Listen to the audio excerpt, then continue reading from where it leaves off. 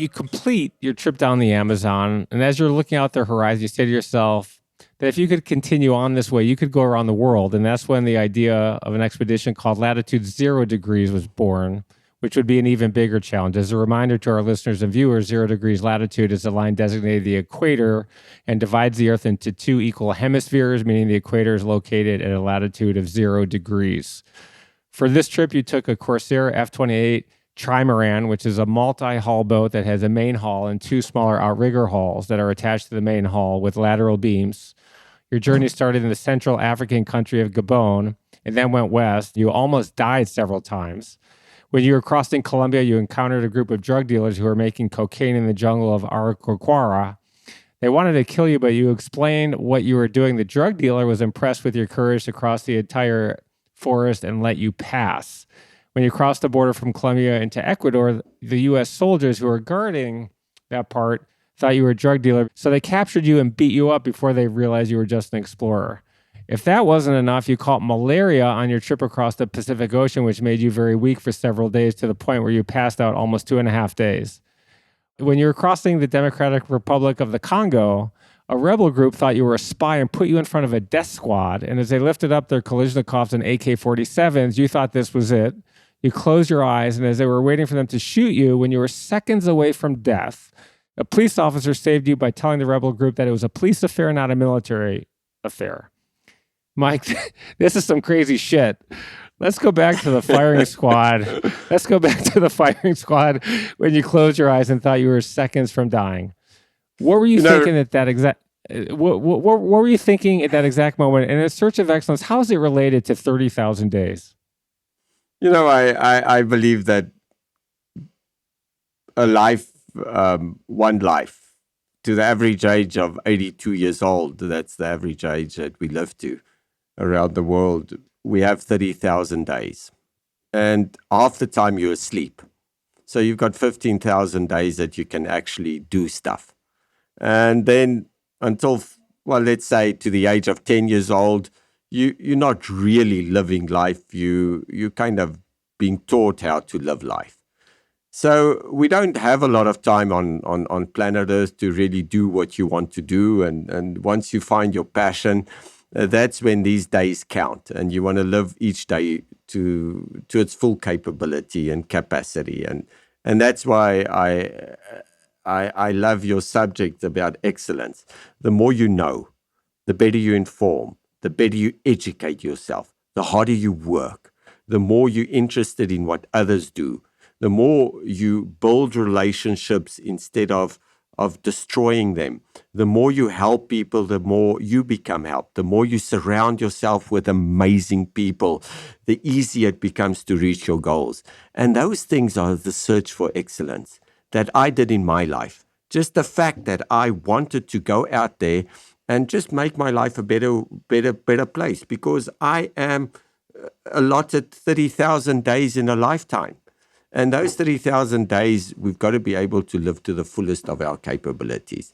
And basically, that's what I did. I can't. So just the death squad. I don't know if the death squad was just trusting people that I shouldn't have trusted. Walking right towards the lion that was going to eat me, and I was caught with another guy that I thought was a rebel, but he attached himself to me, and we kind of traveled together. And having two people to stop and want to scout out, to find information and stuff, made it easier for us. So we were caught together, and when we were caught by the rebels, obviously. It was like we were put into a hut and kept prison in that hut. And that night, when we were caught, they said they were going to publicly execute us the next morning. So unfortunately, the guy that I got caught with was shot first. And I was going to be shot second. When he fell, I just walked forward and I took the gun, the Kalashnikov of the command, and put it on my head, and I said, just shoot me. But that willingness of me to survive made him afraid. That willingness of saying that I'm not who you think you are. But if you think I'm really a rebel, shoot me while I look at you. But I'll be your biggest problem for the rest of your life. You will never get rid of me. I'll be in your mind. I'll be everywhere. And I'll haunt you. So that power of survival that I needed to portray to him just mentally made him hesitate at that moment. Why they shot the other guy first is because he reeked of fear. He died the night before. He said he was going to die, and I believed I would survive. Although that if I believed that I survive, that I would survive and I actually die, I wouldn't know. So why don't you want to give yourself a chance of survival in your mind?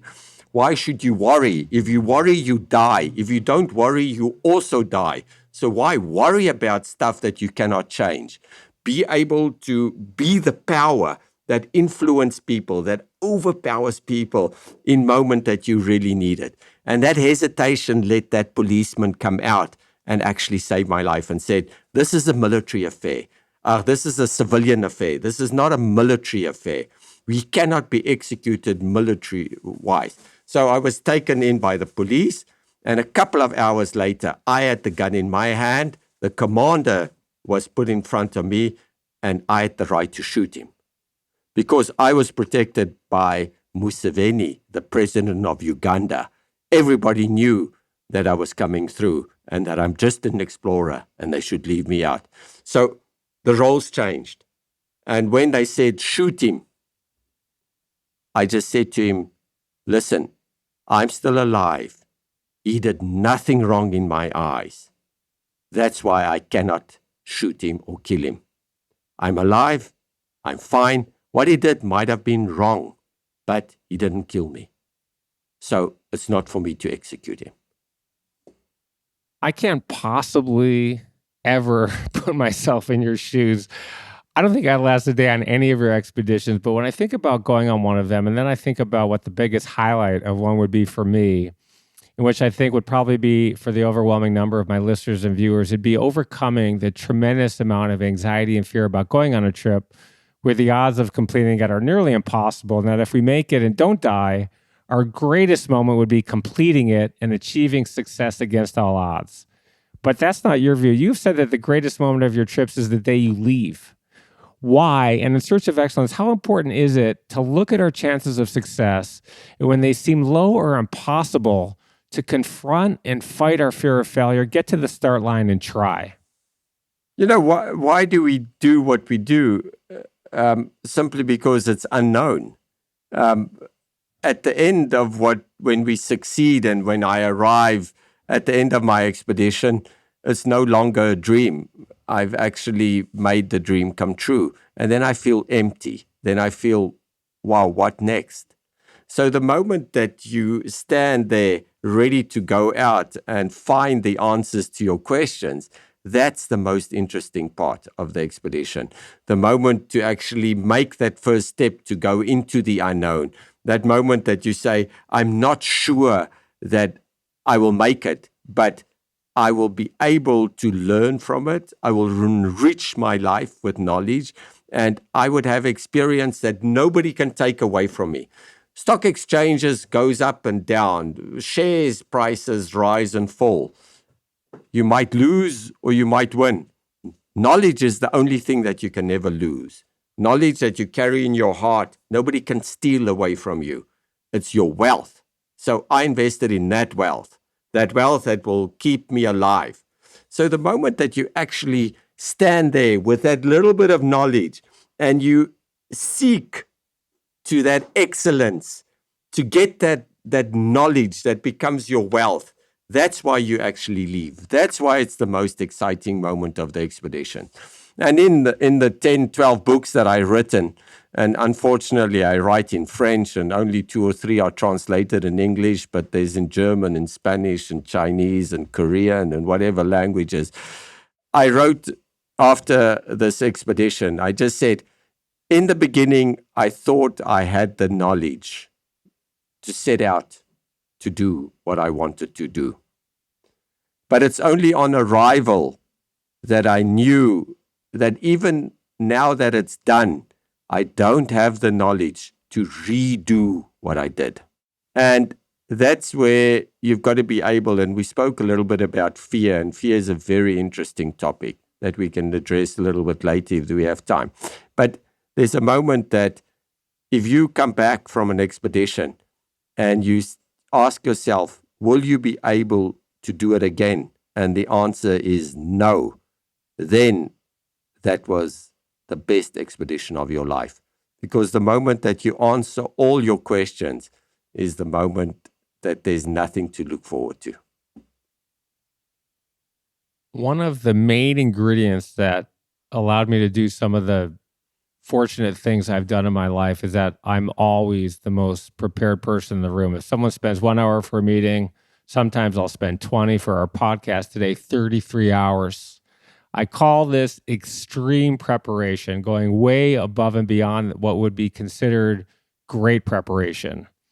You've talked about reading 3-foot high stacks of snake information, training with special forces.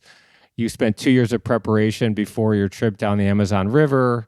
You prepared 2 years for pole to pole, which was your 2-year circumnavigation of the globe via the poles. We already talked about you trained with Brazil Jungle Warfare Center. Crazy stuff, but necessary stuff. How important has extreme preparation been to your success? And in search of excellence, can extreme preparation make the impossible possible? I believe it can, but you must never stick to your plan 100%.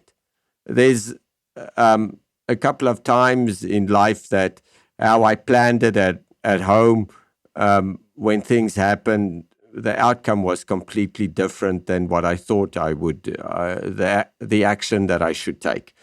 And I believe that it's important as well in life to not have too many options, meaning that stopping is not an option to me. I've got to find a way of not stopping. While people believe that as soon as they have a little bit of resistance, they think of stopping, while I think of continuing.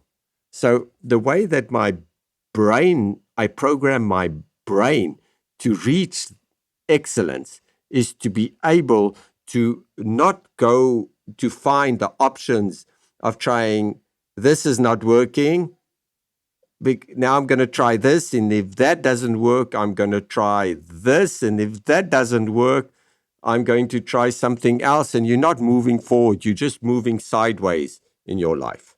And a lot of people move their whole life sideways, and they would never reach excellence because we're not heading anywhere in a direction. So I believe by removing the options, there's one option, you've got to go. And when I often get to that point where you have to overcome obstacles and things like that, I'm not looking for other options. I'm confronting the problem. And by confronting the problems, you overcome these obstacles.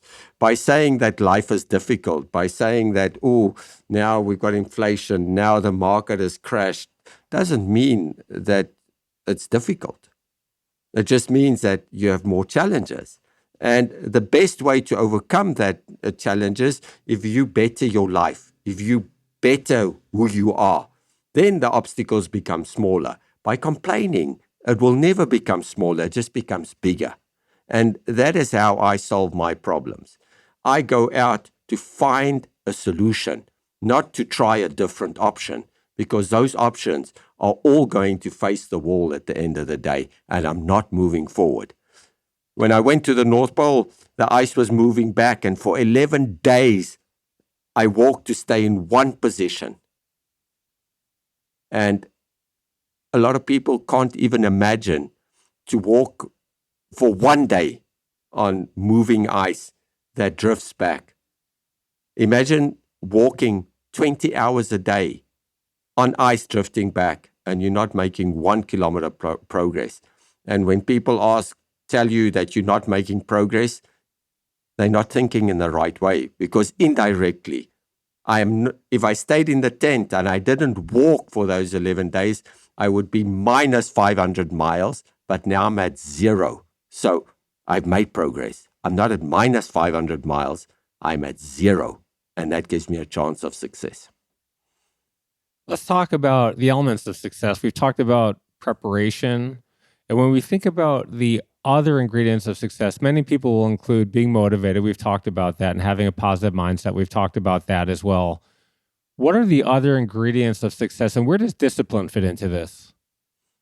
Randy, I believe that you've got to be able to make fear your home. Fear has got to be present in your life. Fear shouldn't be a factor that would influence the way you do things or think things. Fear would just awaken your alertness to what's actually happening. And that's the moment that you cannot sleep. That's the moment that you've got to start focusing. That's the moment when you find the solutions. So fear becomes my home. Fear is something that I love.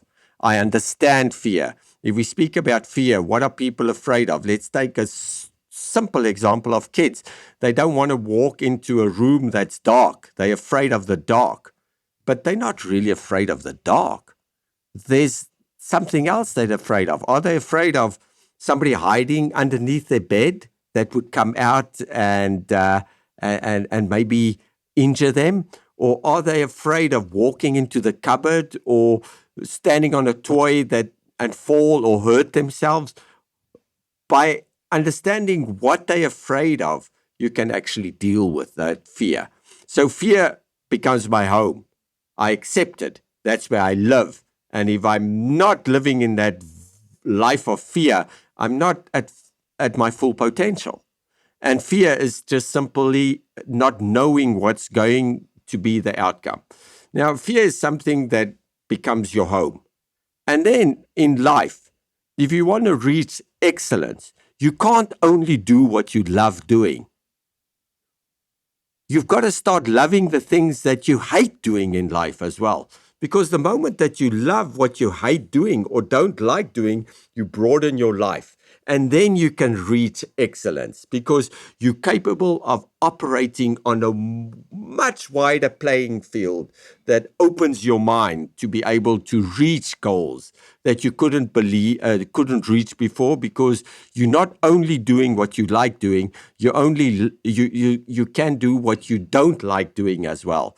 And by using those things in life, you actually go out there and live a much broader life. You've had all these incredible successes, but I want to talk about failure, which is something we all face many times in our lives. What you do is often life-threatening, and despite some incredibly close calls, you're not reckless in accomplishing your goals. There have been times when you've had to turn back and abort your trips. To name a few, you had to abort your first attempted solo crossing of the North Pole when you were only 5 days away from reaching your goal because you made the mistake of taking your gloves off and experienced severe frostbite and have to have 3 of the tips of your fingers amputated.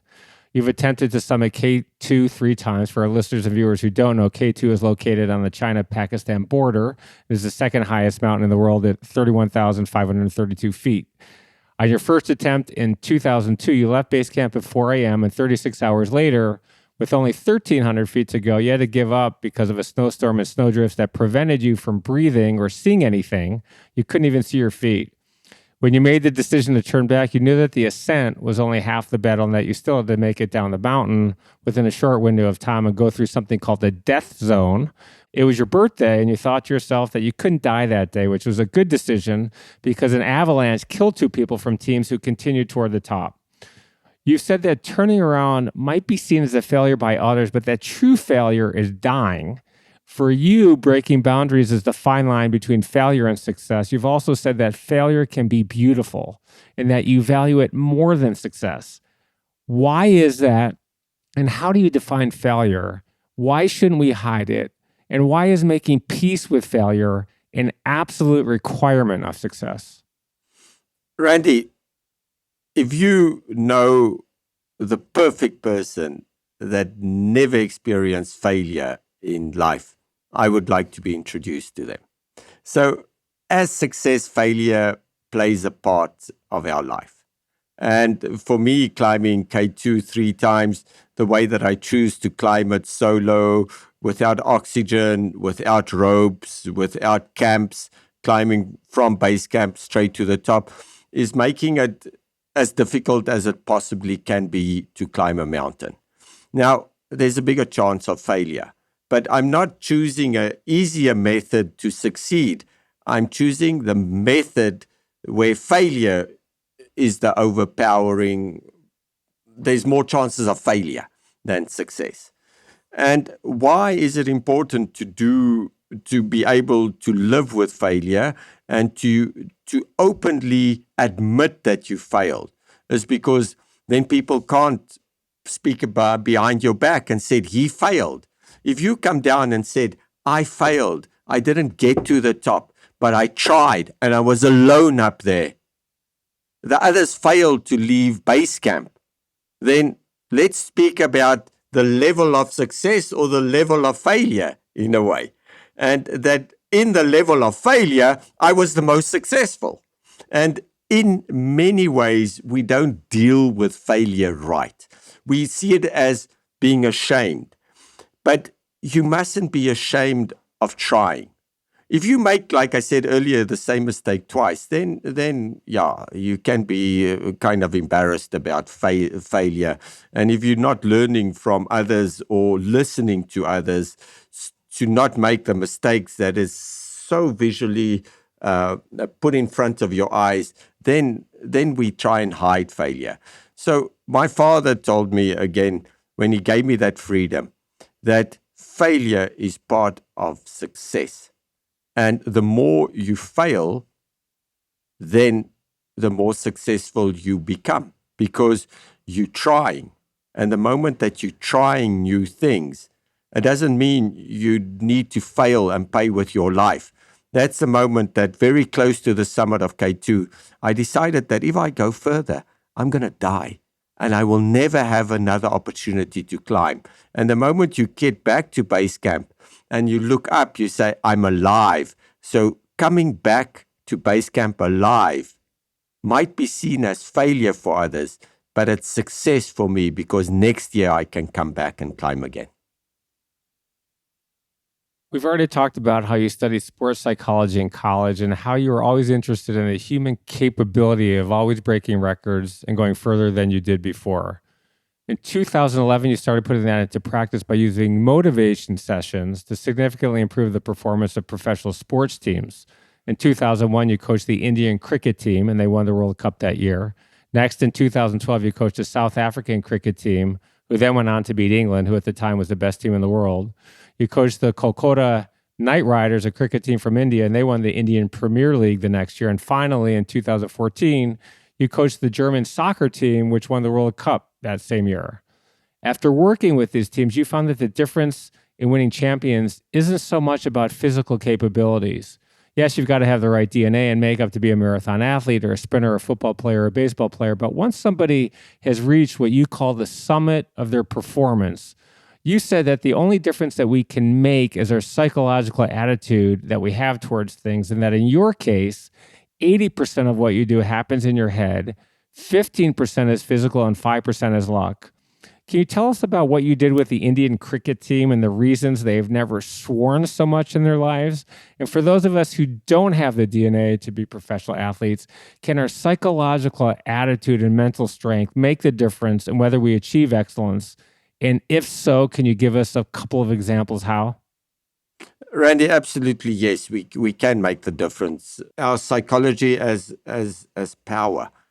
So I spoke about top athletes when they are running 100 meters or 800 meters or playing in a World Cup series. We have some of the best athletes from all the countries competing against each other, and their skill levels are more or less the same. Now you're speaking about experience that might change, but skill can adapt and add value to less experienced players if they have an amazing skill. And how you develop the skill and how you train it is really important. What we cannot really train is our psychological attitude. How can I become psychologically so strong to overpower the others? And how can they see that and understand it? So I'm speaking about showing weaknesses. The moment that you show a weakness is the moment that somebody else is psychologically overpowering you. We see that in football, and that's what I told the German football team. Don't roll on the ground and act like a complete loser just to get that penalty, and act like you've been hurt or kicked in the shin, or that shows complete weakness. Show strength. No matter how hard they push you, no matter if they really commit a penalty, stand up straight away, look him in the eyes, and gain that respect. They will feel weak. Then I spoke about space. Space that you take, space that I take on the field. The moment that you can take space of others in any business is the moment that your playing ground becomes bigger and their playing ground becomes smaller. You play with more freedom and they play with less freedom. And imagine you play in a team like the Indian cricket team. When the bowler or the pitcher comes in and he throws that ball and the whole team moves into the one that's got to take that shot, then it shows like, wow, this team is like a solid concrete base. I can't get through them. There's not one weakness shown. There's only power shown. And those aspects in professional sports becomes really important. It's that the whole team, if it's in a team sport, should be able to not show one weakness. And then the space that we take from the other team becomes our space that allows us to play with freedom, and they play with less freedom and more stress. Can you tell us about the polar bear sitting on your tent in the North Pole expedition in 2006? And in Search of Excellence, what's your advice about relying on others to solve your problems versus solving your problems by ourselves? You know, I think that as soon as we run into problems, we always kind of look around who to blame instead of blaming ourselves. And then, second of all, we're trying to look at who's going to help us out of the problems that we got ourselves into. So the polar bear walked up to the tent. We were tired, Borgie and myself, the Norwegian explorer, in the tent. And the polar bear got into my sled. So the polar bear's kind of eating a little bit of the food that we don't have much of. And I'm not there to feed polar bears. And if the polar bear is going to eat all the food, he's going to come into the tent and eat me. So he gets into the sled and he pulls the sled back and it moves and he sits on the tent and he actually sits a little bit on the tent on my stomach. Only thing I could move was my elbow. So I woke up Borgie next to me. I said, Borgie, there's a bear in my sled. And Borgie wakes up a little bit confused. We're tired. It's dark. It's permanent darkness. And he said, what's happening? I said, Borgie, there's a bear in my sled eating my food. And he looked at me like this in that darkness, and we got our headlamps on. And he said, Mike, why are you waking me up? The bear is in your sled eating your food. It's not my problem. Let me sleep. So, in fact, that it's true. The bear's in my sled eating my food. It's going to influence my life. It's my problem. I have to deal with it. But that's when Borgie, we got a flare gun that we actually shoot a flare at the bear. And usually the flare is a banger that makes the bear afraid and he runs away. And there's this massive big flame burning. And the bear doesn't like that intensity of light, so it disturbs him completely. So one day Borgie sleeps with a flare gun in his sleeping bag because the flare gun can actually freeze. And I sleep with the flare gun in my sleeping bag the next day. So we change it. And Borgie forgot that actually he had the flare gun in his sled. So I said, Borgie, I'm not asking you to go out there to chase the bear away. What I'm asking you is just to give me the flare gun, the tool, so I can get rid of the bear. And it became kind of this private joke in between ourselves that, listen, If the bear's in your sled, it's your problem. You do something about it. But if somebody has the tools, ask them to give you the tools and you do something with their tools. Don't ask them to do something that you can do. I always talk about work-life balance on my show, and it's usually focused on successful people who what we consider to have more typical jobs of running big companies, who work a tremendous amount of days, long hours, and return home to their house every night, and need to decide how to allocate their time between work, their families or kids, and other responsibilities, including board positions and philanthropy. Your job is a bit different. In your world, you may not return or see your family for 2 years. In 1990, you met your wife, Kathy, at a local inn in Switzerland, and she quickly became your partner in these expeditions. She handled all of the planning, logistics, support, and promotion. And after 27 years of marriage, she passed away after a 7-year battle with cancer. She knew what you did when she met you and was always incredibly supportive of your career. She supported you being away for very long periods of time, even though that had to be tremendously difficult on your family, especially on 2 young kids. For most people, I think that being away for a very large part of their childhood would severely hurt the relationship with your kids. But in your case, it didn't, even to the point where your daughters took over Kathy's role when she died. How did you manage that? And what's your advice on work-life balance for those who lead more conventional lives?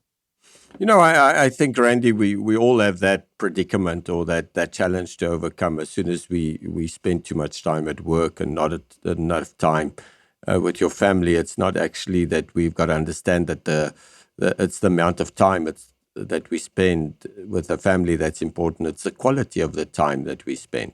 A father is somebody that must give something to his kids that the kids or his children can only get from him. So meaning that only you can be the father of your kids. It's not buying a bicycle or a computer or something else.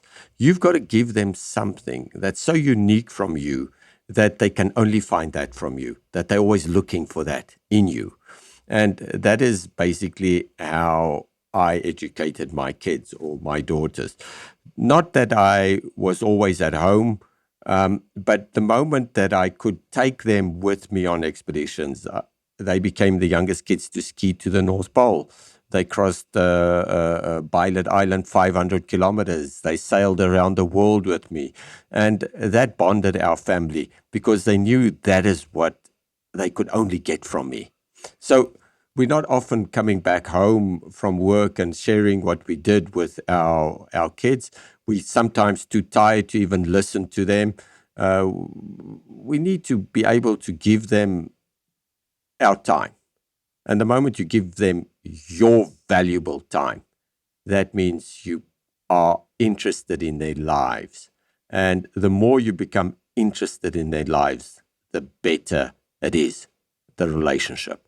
Now, Kath, unfortunately, my wife that I was married with 27 years was an angel. She was the most amazing person that I could have been married with because she knew that for me and our family to operate, she needed to give me the freedom to do what I could do because that's who I was.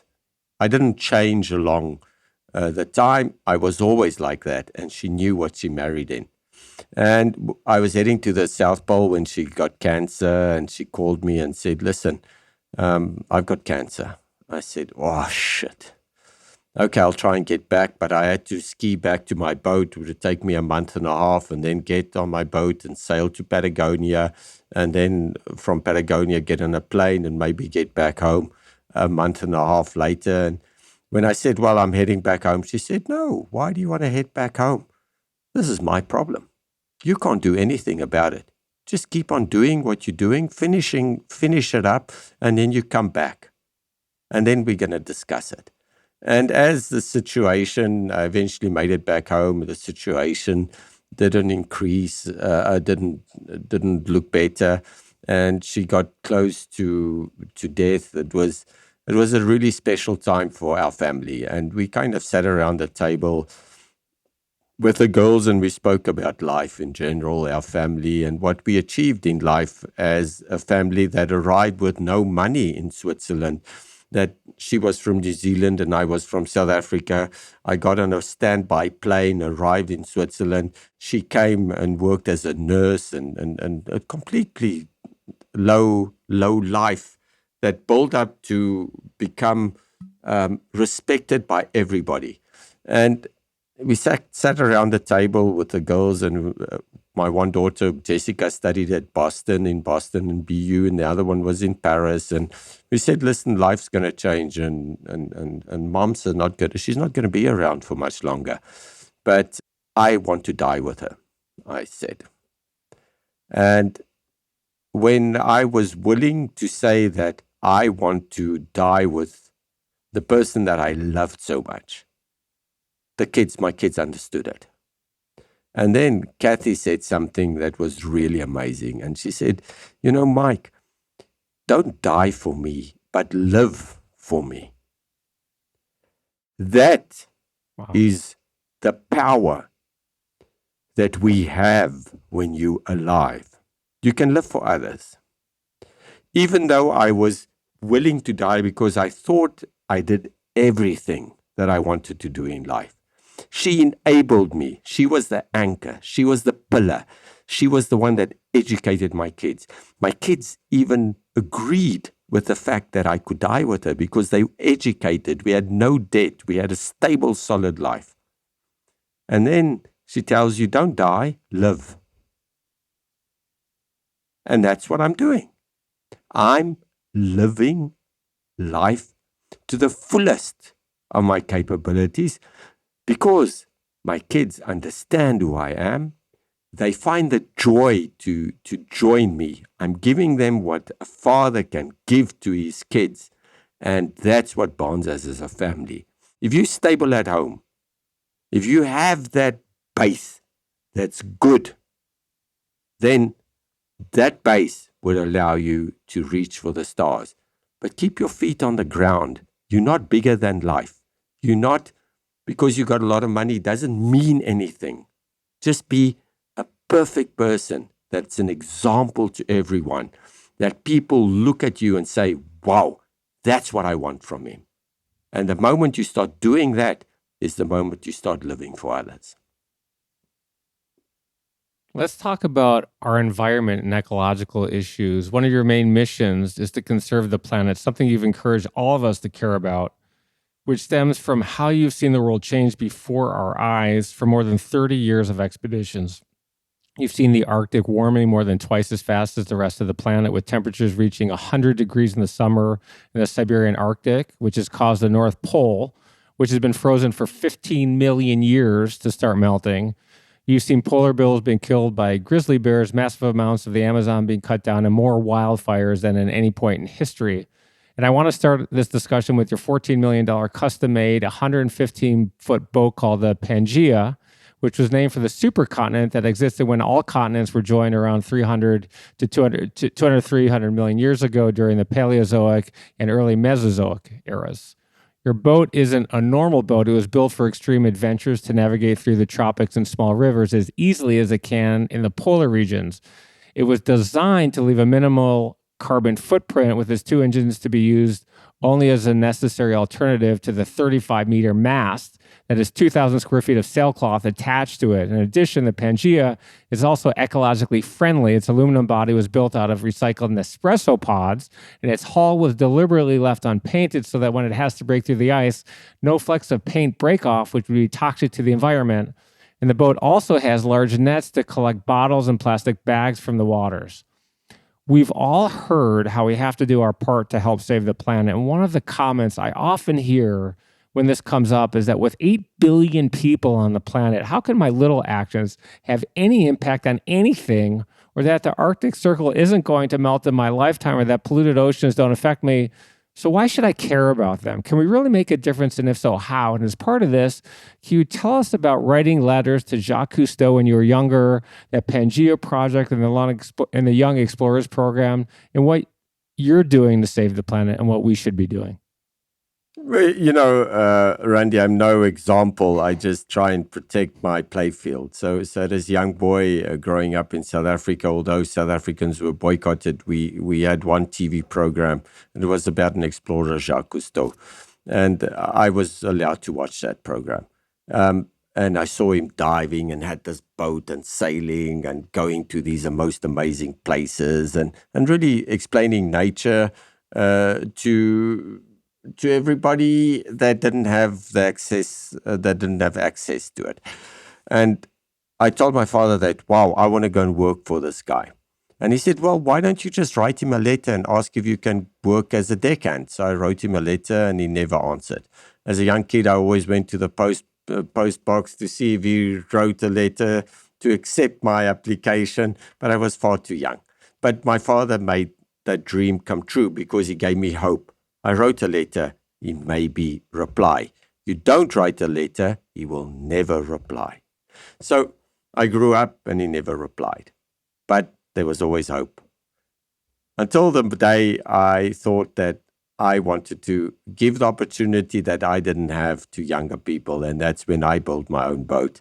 And I actually sold my name to an investment company that bought my name and IP'd it and created a trademark that they can put on watches. And I had sponsors of Panerai, the Panerai watch from the Richemont Group.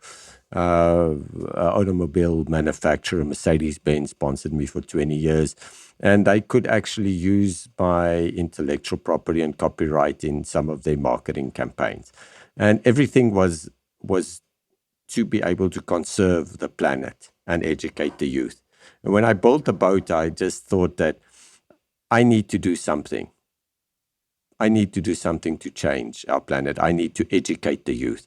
And if I can educate the youth and they can educate their friends, then the little action that we are making is going to have a ripple effect and a massive impact around the world.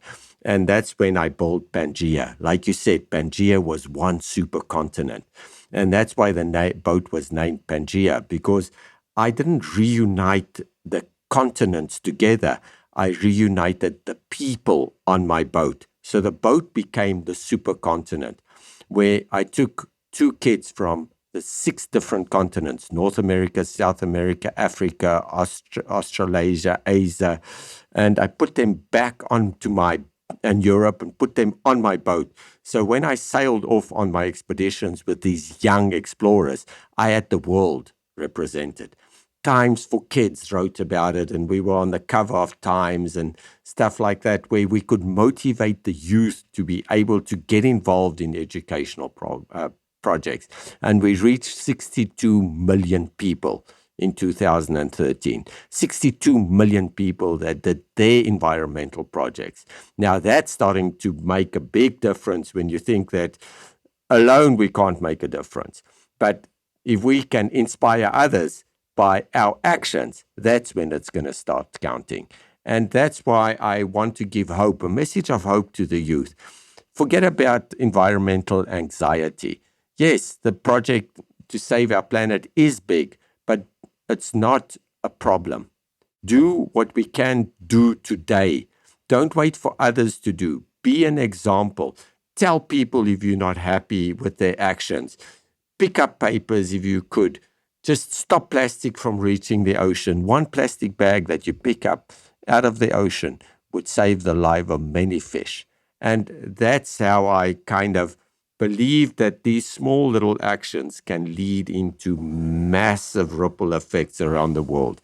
And today we have an environmental project called Pangea X, where we inspire young students to propose ideas and projects related to the ocean. So each year we've got a problematic to solve, and we try and get the engineers and the biologists and the researchers and everybody together and help through the industry to finance these projects. And it's going to become the world's biggest environmental institution to propose ideas to make the world a better place.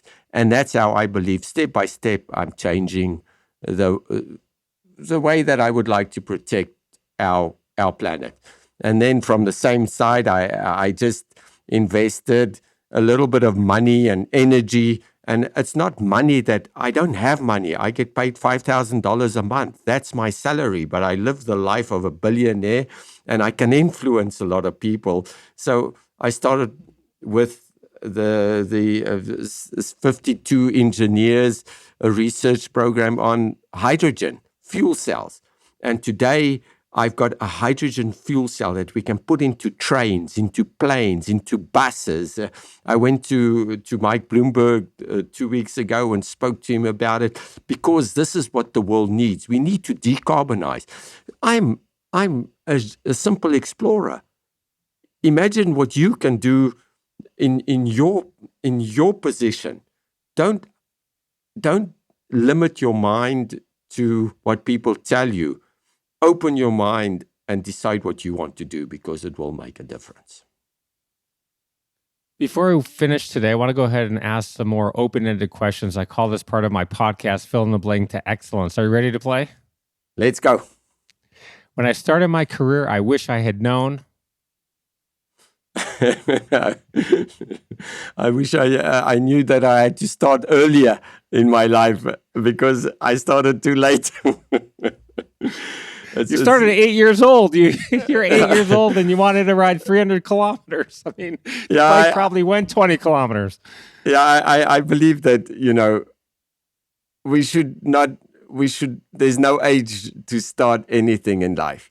If something really drives your passion, go out there, take the risks and do it because you'll find the solutions to it. I started too late. I should have started when I was 4. The biggest lesson I've learned in my life is? I think the biggest lesson is not to listen to everybody telling you can't do it. The biggest lesson that I learned from that by not listening to people is that it's a rocky road that you can overcome. Don't see the obstacles, see the solutions. My number one professional goal is? I think my number one professional goal is to stay alive as long as I possibly can because it's got value. And the moment that, the 30,000 days that you live in a lifetime, you can live to the fullest of your capability. You had a successful life. Even if your life might be short, do what you really love doing because it adds value. My number one personal goal is? Oh, that's for sure that my personal goals is to be able to be surrounded by people that I love and that loves me. And I think that to me is more than climbing the highest mountains or crossing the poles or sailing across the oceans. To be a happy family is, I think, one of my personal goals in life. My biggest regret is? Oh, my biggest regret is that, I'm not patient enough. I should be more patient. And I want things to happen too quickly, and I don't take no as an answer. Sometimes, yes, be a little bit more patient. Things happen. Take no as an answer because it gives direction. And then deal with information in a more valuable way. We don't know it all. And the more that you learn from others, the more you deal with good information. And that is where decision-making becomes easier. The one thing I've dreamt of for a long time but haven't done is? The one when I was put in front of a death squad, I asked myself if I really did what I wanted to do. And I was 38 years old, and the answer was yes. I don't mind dying today. Not that I want to die, but I did exactly what I wanted to do. And since that moment, I think I live my life on what I call a bonus, an extra life. It's like a video game that you've got an extra life and you can keep on playing. So I just want to keep as many of those lives in my hand as possible. If you could fix one thing in the world, what would it be? I think I would like to establish peace. I would like to. Why should we criticize if we can help? Why should we break other people if we can add value? And that's a human error, and that's what I would like to fix. Imagine we can all think that we have to add value to others' life, stick out a hand to those in need instead of standing on top of them or just ignoring them.